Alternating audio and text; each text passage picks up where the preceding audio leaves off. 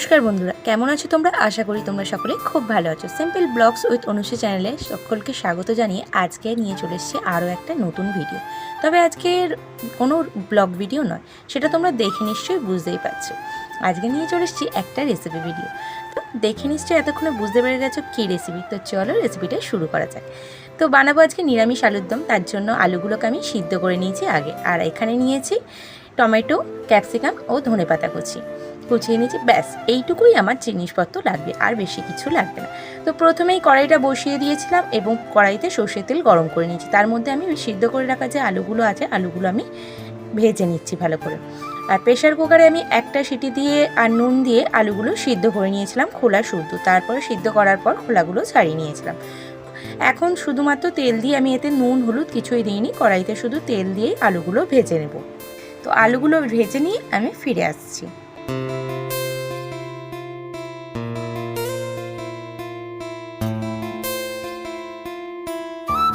তো দেখো এখানে সমস্ত আলুগুলো আমার ভাজা হয়ে গেছে। এবার আমি এগুলোকে সাইডে রেখে দেবো এবং গ্যাসটাকে অন করে গ্যাসে একটা কড়াই বসিয়ে দিয়েছি। তো কড়াইটা একটু গরম হবে, তারপরে আমি এতে দিয়ে দেবো সর্ষের তেল।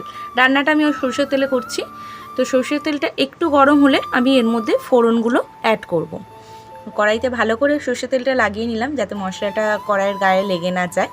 তেলটা আমার ভালোভাবে গরম হয়ে গেছে। প্রথমেই আমি দিয়ে দিলাম তেলের মধ্যে কিছুটা পরিমাণে চিনি, যেটা আমি প্রতিটা রান্নায় প্রথমে দিয়ে থাকি।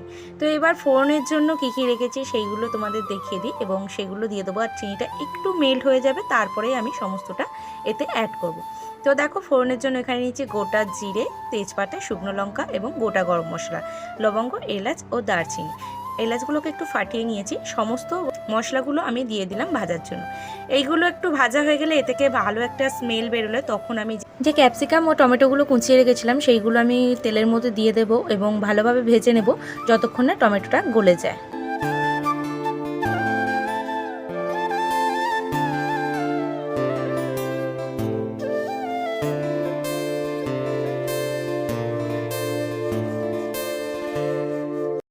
তো দেখো খুব ভালোভাবে টমেটোগুলো কিন্তু আমার মেল্ট হয়ে গেছে। এখন আমি এর মধ্যে সমস্ত গুঁড়ো মশলাগুলো এক এক করে অ্যাড করব। প্রথমেই আমি দিয়ে দেবো হলুদ গুঁড়ো এবং তারপরে দিয়ে দেবো লঙ্কা গুঁড়ো পরিমাণ মতো। এই লঙ্কা গুঁড়ো ও হলুদ গুঁড়োটা ভালোভাবে আমি বাকি মশলাগুলোর সঙ্গে মিশিয়ে নেব এবং একটু ভাজা ভাজা করে নেব যাতে কাঁচা গন্ধটা চলে যায়।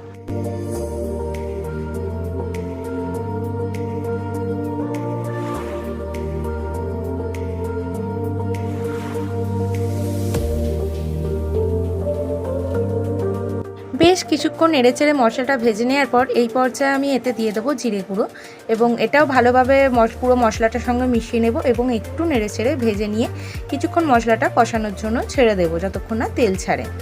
তো দেখো বন্ধুরা মশলাটা কিন্তু আমার খুব ভালোভাবে কষানো হয়ে গেছে এবং পাশ থেকে তেলও কিন্তু ছেড়ে দিয়েছে। তো এই পর্যায়ে দিয়ে দেবো আদা বাটা। যেহেতু নিরামিষ আমি রসুন বাটাটা ব্যবহার করছি না, আদা বাটা দিয়ে দিলাম পরিমাণ মতো। প্রথমে দিইনি কারণ মশলাটা নিচে বসে যাওয়ার সম্ভাবনা থাকে, এটা আমি প্রতিটা রান্নায় বলে থাকি।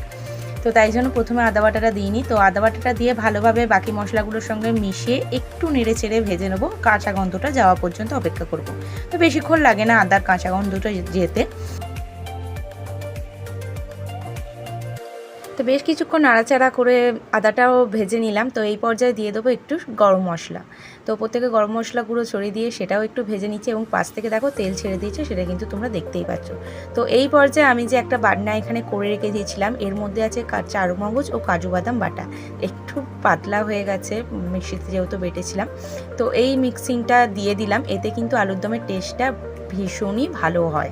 নিরামিষ আলুর দমে তোমরা দিয়ে দেখতে পারো এবং চারমগজ ও কাজু বাদাম বাটা, এতে পোস্তও দিতে পারো। তো পোস্তটা আমি ব্যবহার করিনি। তো সেটা দিয়ে একটু নেড়ে চেড়ে নিলাম এবং ওপর থেকে যে ধনেপাতাগুলো কুচিয়ে রেখেছিলাম সেইগুলোও দিয়ে দিলাম ওই কষানোর সময়।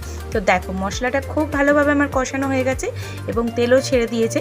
এই পর্যায়ে এবার আমি যে ভেজে রাখা আলুগুলো ছিল, সিদ্ধ করে ভেজে রাখা সেই আলুগুলো এবার আমি মশলার মধ্যে দিয়ে দেব এবং মশলার সঙ্গে ভালোভাবে মিশিয়ে নেব আলুগুলো।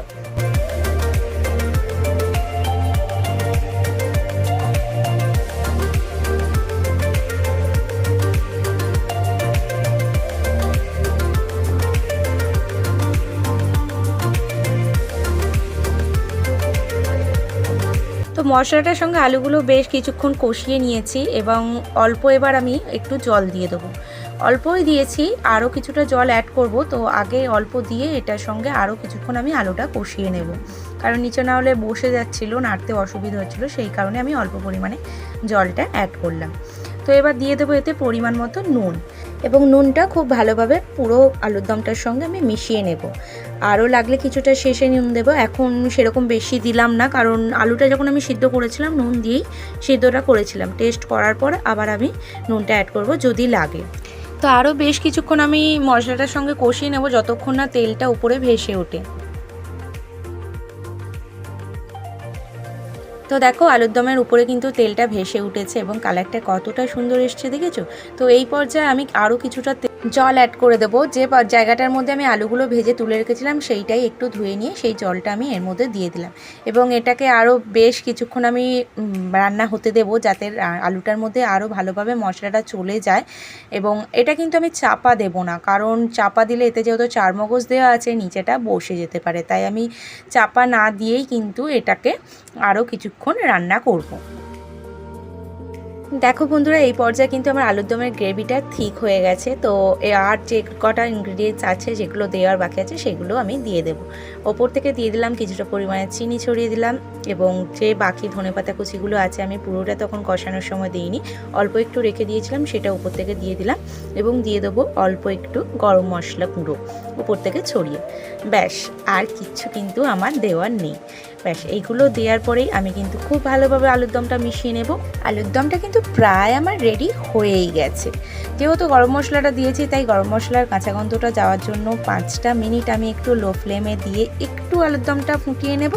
ব্যাস, তাহলে কিন্তু আমার একদম নিরামিষ আলুর দম রেডি। এই আলুর দমটা কিন্তু লুচি, পরোটা, রুটি, ফ্রাইড রাইস, পোলাও যে কোনো কিছুর সঙ্গে কিন্তু দারুণ যাবে নিরামিষ দিনে। তো তোমাদের কেমন লাগলো আজকের আমার রেসিপি অবশ্যই কিন্তু জানাতে ভুলো না। তো দেখো গ্যাসের ফ্লেমটা আমি একদম অফ করে দিয়েছি, আলুর দম আমার পুরো একদম রেডি সার্ভ করার জন্য। এটা আমি একটা পাত্রে ঢেলে নেবো। তো আজকের রেসিপিটা ভালো লাগলে অবশ্যই লাইক, শেয়ার, কমেন্ট আর চ্যানেলটা সাবস্ক্রাইব করে আমার পরিবারের নতুন সদস্য হয়ে যাও। তো বন্ধুরা, আজকের মতো এখানেই শেষ করছি। সকলে ভালো থেকো, সুস্থ থেকো, সাবধানে থেকো। দেখা হবে আবার তোমাদের সঙ্গে নেক্সট ভিডিওতে।